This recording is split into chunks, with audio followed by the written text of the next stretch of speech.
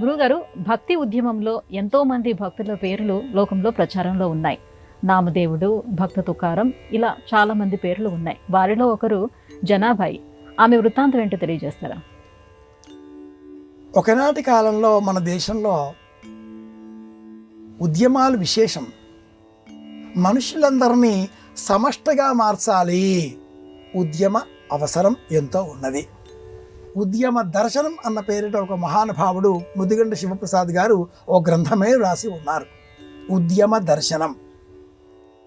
ఉద్యమం ఉద్యుక్తంగా ప్రవర్తించడం, మనుషులందరినీ ఒకటి చేయాలి, అద్వైత ధర్మం. జ్ఞానబోధ చెయ్యాలి, విశిష్టాద్వైత ధర్మం. దైవజ్ఞానం కలిగించాలి, ద్వైత ధర్మం.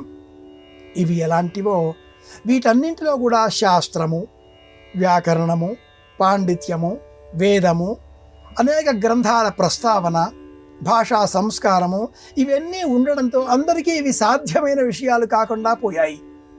దానితో అనేకులు దార్శనికులు, ప్రాస్థానిక వేదాంతులు అనేక ఆలోచనలు చేసి భక్తిని ఒక ఉద్యమంగా మార్చుకున్నారు.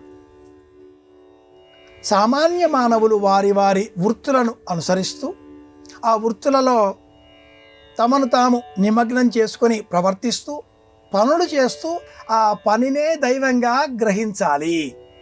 చేసే పనిలోనే పరమాత్ముడిని చూడాలి. ఈ జ్ఞానం చెప్పినటువంటి మహానుభావుడి పేరు నామదేవుడు. ఎవరు ఏ వృత్తిని ఆలోచించినా, పాటించినా, అనుసరించినా ఆ వృత్తిలో వారు వారి నైపుణ్యాలను ప్రదర్శిస్తూ పరమాత్మను దర్శించాలి, పాండురంగడిని దర్శించాలి. నామదేవుడి శిష్యులలో జనాభాయి ఒకరు.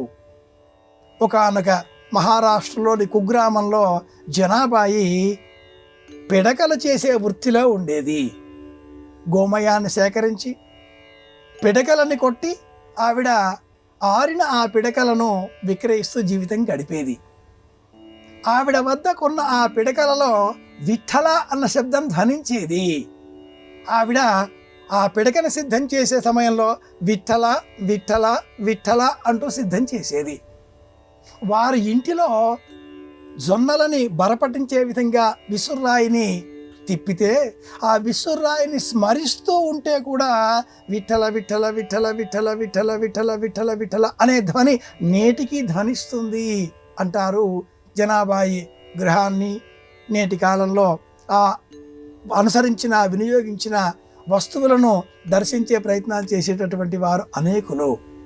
భక్తిని ఒక ఉద్యమంగా మార్చిన నామదేవుడి శిష్యులలో గొప్ప స్థానం పొందిన మహనీయురాలు జనాభాయి. భక్తి ఉద్యమంలో నామదేవ్, సంత తుకారాం ఇలాంటి పురుష పుంగవుల పేర్లే మనం విశేషంగా వింటూ ఉంటాం. కానీ మహిళలు కూడా ఈ ఉద్యమంలో అనేక రీతులుగా పాలు పంచుకున్నారు. వారి జీవిత సారాన్ని అంతా కూడా దైవధ్యానంలో కాలం గడుపుతూ వృత్తులను నిర్లక్ష్యం చెయ్యకూడదు అనే సందేశాన్ని ఇచ్చారు. ఎవరి పని వాళ్ళు చెయ్యాలి, ఆ పనిలోనే దైవాన్ని చూడాలి. ఇది భక్తి ఉద్యమంలో ఉండే ప్రత్యేకత. ఆ నియమాన్ని మనకు నిరూపించిన వారిలో జనాభాయి ఒకరు.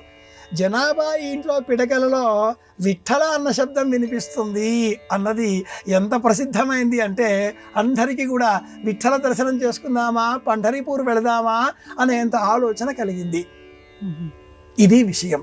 తల్లిని తండ్రిని సేవిస్తే దైవాన్ని కూడా ఇటకపైన నిలబెట్టవచ్చు అనేంత శక్తిని భక్తుడికి భగవంతుడు అందిస్తాడు అనే కథకు మూలం పంఢరీపూర్. ఆ దైవం పాండురంగడు, ఆ భక్తుడు విఠలుడు. ఇలా మనం చెప్పుకోవాలి. పండరీకుని కథ ఇది. పుండరీకుని కథలో పాండురంగ విఠలుడు, భక్తురాలు జనాభాయి.